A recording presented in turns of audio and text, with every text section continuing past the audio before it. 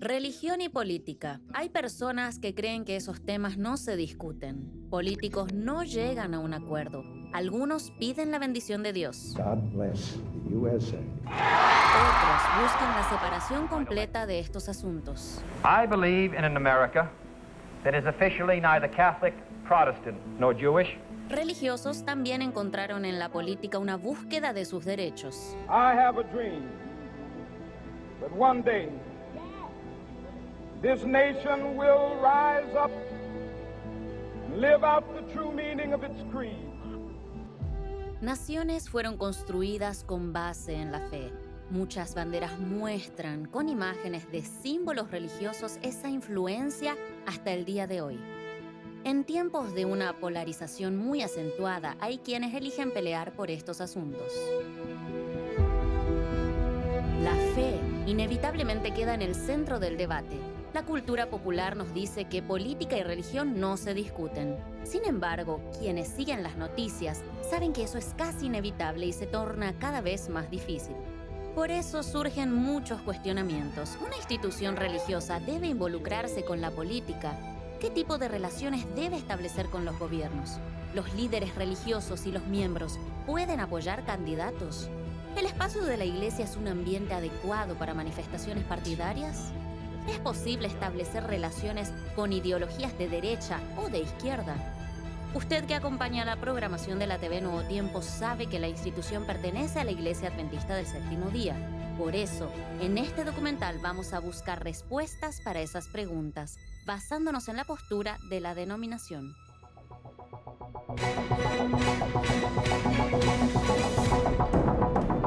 Yo, Juan Perón, juro por Dios nuestro Señor y estos santos evangelios, desempeñar con lealtad y patriotismo el cargo de presidente de la nación y observar y hacer observar fielmente la Constitución de la nación argentina. Si así no lo hiciere, Dios y la nación me lo demandan.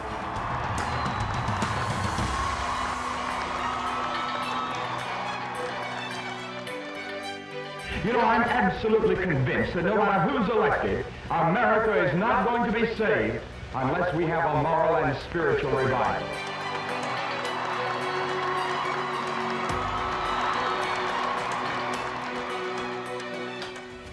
El pueblo paraguayo, por medio de sus legítimos representantes reunidos en Convención Nacional Constituyente, invocando a Dios, reconociendo la dignidad humana con el fin de asegurar la libertad, la igualdad y la justicia.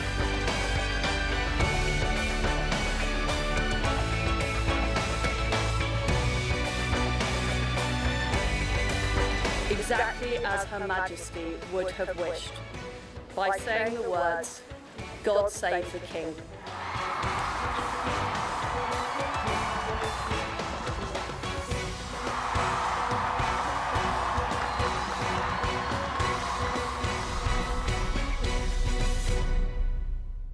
La política es como una nube.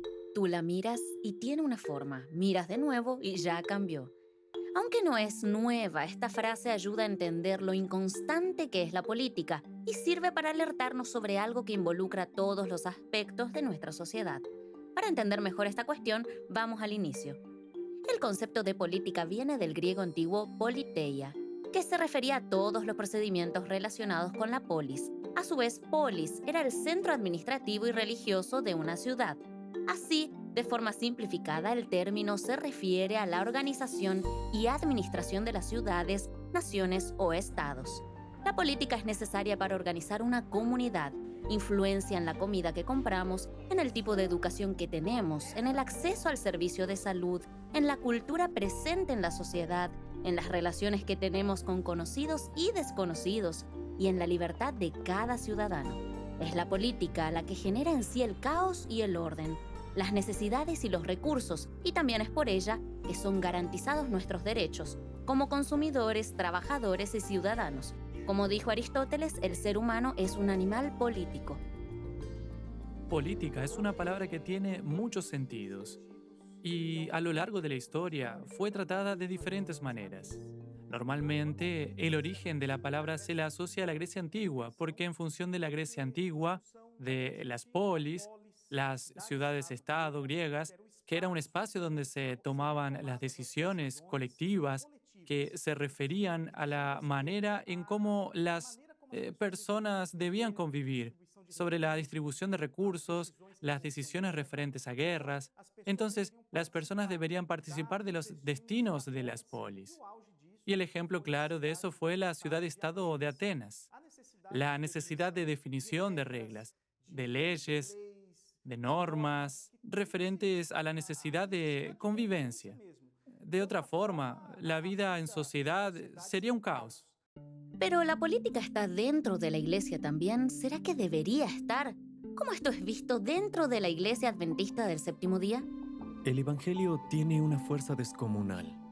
Es un poder descomunal. La visión de Cristo sobre política no es de involucramiento. Jesús dijo, como mencioné, que su reino no es de este mundo, solo que Él tenía algunas posiciones políticas, pero no en el sentido de interferir en la política, sino en el sentido de implantar en el principio del amor del Evangelio, de tal manera que eso viene a subvertir la propia política, cambiar la política del mundo. La iglesia adventista no es apolítica. La iglesia es apartidista, pero volveremos a hablar sobre esa cuestión en breve. Antes, es necesario saber que la iglesia es parte de la sociedad y tiene deberes y derechos que son regulados por la legislación. El simple hecho de estar mirando este documental ya nos da algunas respuestas. La actuación humanitaria de la iglesia de ayudar al prójimo también se relaciona con el poder público. La Agencia Adventista de Desarrollo y Recursos Asistenciales es una organización privada sin fines de lucro y certificada como organización de la sociedad civil de interés público. De esta forma, de acuerdo con la ley, la actuación de ADRA es facilitada en conjunto con el gobierno y también con municipalidades o alcaldías, además de permitir que las donaciones hechas por empresas privadas para ayuda humanitaria puedan ser eximidas de impuestos. El propio acceso para prestar socorro en situaciones de emergencias es canalizado por el poder público, así como el funcionamiento de muchos proyectos de desenvolvimiento. Cada uno de los 130 países donde ADRA está presente tiene su propia legislación para la acción de agencias humanitarias. Nosotros, para poder servir, necesitamos recibir. Entonces, nuestro desafío es conseguir patrocinadores, conseguir incentivos financieros, recursos públicos y privados, donaciones, para que los proyectos que ayudan a tantos puedan continuar. Nuestro desafío es la continuidad de los proyectos que tenemos. Relaciones con gobiernos en todo el mundo son importantes para conquistar y asegurar la propia existencia de la Iglesia a través de la libertad religiosa. La libertad religiosa está en el fundamento de la Iglesia Adventista, desde sus principios. Porque, primero, la libertad está fundamentado en la Biblia. Cuando Dios crea el ser humano, lo crea con la libertad para tomar sus propias decisiones. Ese es un fundamento básico de nuestra creencia como iglesia. Aunque nosotros creemos en la libertad religiosa, no solo para nosotros. Creemos que todos tienen que tener esa libertad, tanto de creer como de no creer. Existen gobiernos autoritarios en donde la libertad religiosa no está garantizada. Son naciones que imponen una religión o la lealtad absoluta al Estado. En contextos como ese, las personas siguen esa creencia por miedo u obligación y no por elección, o simplemente sin el fervor que les gustaría. Otras religiones son prohibidas o vistas con desconfianza. De cualquier forma, no hay libertad de conciencia. Todas esas necesidades de interacción con el poder público en diferentes esferas y diferentes regímenes de gobierno reforzaron en el liderazgo de la Iglesia Adventista la necesidad de tomar una posición oficial sobre el asunto. La División Sudamericana de la Iglesia publicó un documento que declara sobre los principios que guían a la Iglesia en todo el mundo. Y es importante destacar que no fue algo hecho en este momento. El documento sudamericano es del año 2017, pero basado en otro del año 2002, hecho por la Asociación General de la Iglesia que abarca a los adventistas de todo el mundo. El documento tiene el propósito de establecer una directriz para el miembro de la Iglesia y dar información a aquellos que no son miembros de la Iglesia. Ese es el propósito del documento. Imagina que delante de tantas religiones y tantas creencias, tantos caminos que tenemos en la sociedad, como iglesia tenemos que tener un documento para presentar un direccionamiento al respecto de lo que la iglesia piensa, cómo la iglesia ve el tema de la relación iglesia-política. El primero de los principios presentados es el de la separación de iglesia-estado, de forma que a pesar de esas relaciones, cada entidad cumpla su función sin interferir en las actividades de otras. El papel de la iglesia es uno y el papel del Estado es otro. La iglesia trabaja en una relación vertical con Dios. Esa es nuestra creencia, la relación de fe, esperanza, de evangelio, de buenas nuevas. El Estado trabaja para atender demandas locales de la sociedad, como salud, seguridad, saneamiento, necesidades familiares y otros diversos temas. Entonces, cada uno cumple su papel y es por eso que la iglesia hace una distinción clara del papel de la iglesia y del Estado. La iglesia tiene otro papel. Y el papel del cristiano no es el de ejercer esa influencia política dentro de la iglesia y hacer prevalecer su visión respecto de lo que es mejor en la sociedad. Porque nosotros no sabemos el futuro con relación a muchas decisiones políticas que tomamos. Y a veces una decisión que tomamos ahora, que consideramos la más interesante, puede mostrarse problemática después. Por eso la iglesia no puede comprometerse con ciertas visiones o con ciertas tendencias políticas, porque dependiendo del rumbo que eso tome en el futuro inmediato o de mediano plazo, la iglesia estará comprometida y ella sería cómplice de aquello que sucedió por causa de una posición oficial al respecto. La historia muestra que gobiernos y religiones siempre estuvieron muy cerca, con una fuerte tendencia a imponer creencias y persecuciones, independiente si era cristianismo, islamismo, budismo o cualquier otra fe. Y fue justamente dentro de la propia iglesia cristiana que surgió la iniciativa de separación entre la fe y el poder público, a partir de la Reforma Protestante, que tuvo como momento clave la acción de Martín Lutero en la ciudad alemana Wittenberg. A partir de las ideas del movimiento, hubo una comprensión de que las autoridades civiles como monarcas no debían interferir en la fe de los individuos. Es donde comienza la idea, que es la base del concepto de la libertad religiosa. En el ámbito político, ese concepto de separación de las dos esferas pasó a ser cada vez más aceptado y considerado como necesario, junto a otros movimientos históricos. El resultado fue la implantación de la democracia. Es justamente a partir de la Reforma que surgen otras religiones, las protestantes, de la Reforma y posteriormente las evangélicas, y también la Iglesia Adventista del Séptimo Día, oficializada en 1863. Elena de White, una de las fundadoras de la Iglesia Adventista, escribió que la unión de la Iglesia y el Estado, no importa cuán débil sea, aunque parezca aproximar el mundo a la Iglesia, en realidad solo lleva a la Iglesia más cerca del mundo. La Iglesia Adventista surgió en el medio de una gran tensión política y social en el siglo XIX en los Estados Unidos. Así, la Iglesia fue organizada en mayo de 1863. Sin embargo, en aquella época ellos estaban en medio de una guerra civil muy mortal y ellos tuvieron que abordar ese asunto político. Y en su tercera Asamblea Mundial, la Iglesia tuvo que considerar su posición política. Y en mayo de 1865, en esta reunión mundial, la Iglesia no era muy numerosa todavía, era pequeña, pero los representantes, los líderes de la Iglesia, acabaron discutiendo ese asunto de la política y hablaban, por ejemplo, con respecto al voto, si deberíamos votar o no. En aquel tiempo había un poco más de distanciamiento de la política, más de lo que vemos hoy. Y ellos llegaron a la conclusión de que sí, que deberíamos votar. El voto es apropiado, es parte de la democracia. Y la Iglesia acabó votando 4 puntos.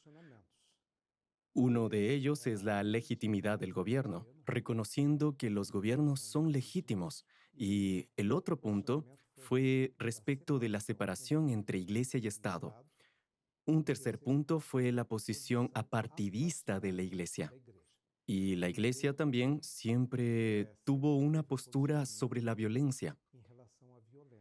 La iglesia tiene una posición de no combate durante guerras y ellos estaban en el medio de una guerra. Entonces, ya en aquella época, la iglesia se posicionó como no participante de la guerra para matar, aunque sí para promover la vida. La firme defensa de la separación entre la Iglesia y el Estado es una postura política. Por todo ese contexto, podemos decir que la Iglesia no es apolítica. Pero lo más importante de este principio es que la Iglesia debe ser apartidista. Más allá del respeto a las autoridades constituidas, la Iglesia Adventista cree en una postura que no involucra relación o cualquier tipo de compromisos con partidos políticos. Por eso también no envía recursos para actividades de esa naturaleza. Podemos decir que la iglesia es apartidista, porque si nosotros confundimos el tema de la religión, de la iglesia, con las cuestiones de la política, nosotros podemos perjudicar el trabajo que es el propósito fundamental de la iglesia, que es la proclamación del Evangelio, que es el llevar la esperanza para las personas. Si nosotros mezclamos el tema de política con la iglesia, con religión, podemos crear una confusión y algunos pueden de alguna manera confundir cuál es la propuesta de la iglesia en realidad. ¿Qué es llevar el evangelio de esperanza o presentar candidatos o partidos políticos? Entonces la iglesia tiene muy claro su papel y por eso no apoya a candidatos, no apoya a partidos. Tiene un propósito de evangelización, de proclamación del Evangelio. La misión de la iglesia es una misión más amplia. La misión de la iglesia ve al mundo como un todo. El Evangelio también es un poder.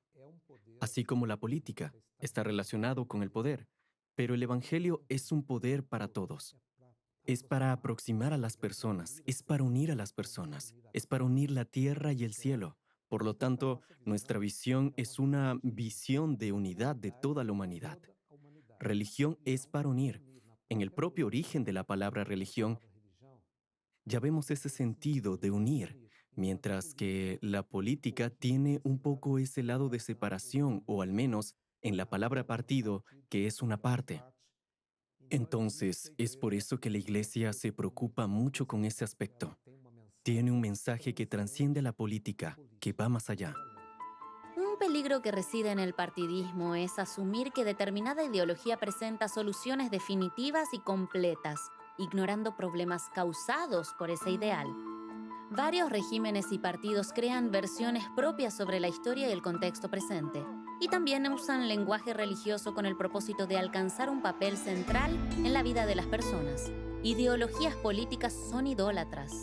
El disfraz que las visten las dejan atractivas, pero poco se sabe hasta dónde esas ideas pueden llevar a las personas. Es difícil discernir momentos actuales. Es el futuro el que revela mejor lo que de hecho sucedió en el pasado. El nazismo, por ejemplo, en la época que sucedió, parecía una búsqueda de valores que creó identificación con un gran grupo, inclusive cristianos. Solo después se supo lo que el régimen nazista realmente representó. Lo mismo sucedió con aquellos que embarcaron en la ideología que formó la Unión Soviética y que no imaginaban lo que ese régimen sería en cuestión de censura, persecución y ausencia de libertad. Esas ideologías, como varias otras, fueron idolatradas como sus personajes políticos. Es importante hacer una evaluación para que eso no pase un límite, que es un límite que lleva a una idolatría, que involucra aceptación de la figura del político, respecto de todos sus errores, de todas sus fallas, de todos los errores que él pueda cometer en el futuro también. Porque una vez que se idolatra los errores o las fallas, los defectos de aquella figura, ellos pasan a ser desconsiderados. Las personas tienden a mirar solo el lado positivo, pero es importante, racionalmente, que el cristiano haga una evaluación considerando aspectos positivos y negativos. Cuando solo se considera el aspecto positivo y se tapa los oídos para aspectos negativos o para la historia o trayectoria de esa persona, eso puede representar una idolatría también. Entonces es muy importante tener cuidado en el análisis que hacemos. Las decisiones son legítimas, necesitan ser tomadas. Nosotros vivimos en un gobierno republicano, presidencialista, democrático, tenemos que cumplir nuestro papel, pero tenemos que tomar mucho cuidado y hacer evaluaciones ponderadas considerando lo positivo y lo negativo. Los partidos políticos a veces asumen un carácter religioso. Ellos tienen sus líderes, ellos tienen sus rituales, ellos tienen algunos lugares de peregrinación. Existen algunos estudios relacionados con eso, especialmente las ideologías totalitarias. Ellas exigen un cierto fervor, una cierta idolatría de sus seguidores. Y para nosotros eso no funciona. La Biblia se posiciona muy claramente. Debes amar únicamente a Dios. Debes amar únicamente a Dios con toda tu fuerza, con todo tu intelecto, con todo tu corazón. Eso es muy claro. Y si nosotros colocamos esa energía, nuestra vida, a un partido y ese partido o ideología política ocupa el centro de tu vida, entonces eso es idolatría y es totalmente aquello que la Biblia está en contra. Por todos esos motivos es que la Iglesia Adventista tiene la definición de no apoyar ningún candidato o partido. Para eso no cede espacios institucionales como templos y sedes administrativas. No permite el uso del nombre de la Iglesia en la candidatura y no financia campañas. Eso no quiere decir que los miembros deben rechazar los compromisos civiles. Por el contrario, se entiende de que todos, como ciudadanos, poseen responsabilidad con relación a la comunidad. Se reconoce, por ejemplo, la importancia de ejercer el derecho al voto, conquistado por la sociedad. Y otro derecho de cualquier ciudadano es el de ser parte del poder público. Entonces, a pesar de no apoyar institucionalmente candidaturas, la Iglesia tampoco se opone a ellas, inclusive cuando son los propios miembros adventistas. Vamos a imaginar que el señor José González, miembro de la Iglesia Adventista y director de la escuela sabática, decide ser candidato para concejal de su ciudad. No hay ningún problema con eso. Él no puede hacer propaganda de su candidatura en las reuniones oficiales de la Iglesia, sea en el culto, en la escuela sabática, en las reuniones de jóvenes, comisiones, entre otros. Al final de cuentas, el púlpito no es el palco de un político. Antes de lanzar su candidatura, él también debe dejar sus funciones de la iglesia local durante el periodo de campaña. Y tampoco puede usar los grupos de redes sociales de la iglesia, sea WhatsApp o Telegram u otros, para pedir votos. El problema es que cuando alguien se torna candidato a un cargo público, es candidato de su partido político. En el caso del señor José, del Partido del Corazón, y nunca candidato de la Iglesia Adventista. Así, él no debe llevar su candidatura para la iglesia, ni el nombre de la Iglesia Adventista para su candidatura. Es claro que el señor José puede y debe frecuentar los cultos, pero como miembro y no como candidato a concejal. Eso también es válido para pastores, obreros y trabajadores de la organización adventista que decidan actuar directa o indirectamente en trabajos relacionados con la política partidaria. Antes necesitan desvincularse del trabajo en la organización. Ese último grupo de los que son vinculados a la institución poseen una responsabilidad mayor que los miembros, porque son representantes de la iglesia, sea en el púlpito, en ambientes de trabajo o en redes sociales. Con respecto a los medios, cuando nosotros hablamos como pastores o como obreros de la iglesia, no estamos hablando en nuestro nombre solamente. Estamos hablando en nombre de la iglesia. Y ahí es donde tenemos que cuidarnos, porque de alguna manera yo estoy aquí representando a la iglesia como cualquier obrero y cualquier pastor. Cuando él habla en una red social, él no está hablando por él solamente, también está hablando en nombre de la iglesia. Entonces es muy importante el cuidado al usar las redes sociales y cómo nos presentamos políticamente o sobre cualquier otro tema. Es muy importante este cuidado. El objetivo es que la institución religiosa no sea asociada a partidos, pero también es de no restringir la participación de los miembros en la política. Al final, todos tienen el derecho de la libertad de convicción, algo que tiene raíz en la idea bíblica del libre albedrío. Si en la calle o en casa o en el trabajo ya existen discusiones, en las redes sociales los conflictos se intensifican. Ese contacto indirecto y distante con pantallas en el medio torna la palabra fría y facilita actitudes de insulto, de agresión y ofensa. Pero el objetivo del cristiano debería ser el compartir el evangelio que trasciende la política, un mensaje basado en el amor y la esperanza. Y que Dios nos ayude para que podamos dar lo mejor, sabiendo separar bien las cosas para que la predicación del Evangelio no sea perjudicada de alguna manera por causa de mi ejemplo o de mi testimonio. En un mundo polarizado con tantas ideas contrarias, con tanto odio de todos los lados, optar conscientemente por la paz puede ser una respuesta política. Martín Lutero y los líderes de la Reforma Protestante, como ya fue citado, tenían el pensamiento de que el cristiano era ciudadano de dos reinos, el reino secular y el reino espiritual. Si los cristianos tienen como el más grande ejemplo las acciones de Jesucristo, es importante reflexionar sobre la manera en que Jesús se involucró en la política, viviendo en un ambiente turbulento con su pueblo subyugado por el poder del Imperio Romano. Cristo no fue insensible a los problemas sociales, buscando hablar con aquellos que eran rechazados por la sociedad. Pero no tenía en sus planes una respuesta violenta al gobierno de esa época. Al contrario, reforzaba el compromiso con la paz. La regeneración política que buscaba partía del principio de cambios individuales, como estímulo para amar al prójimo, porque él tenía conciencia que su objetivo por encima de cualquier reino terrenal era el reino de Dios.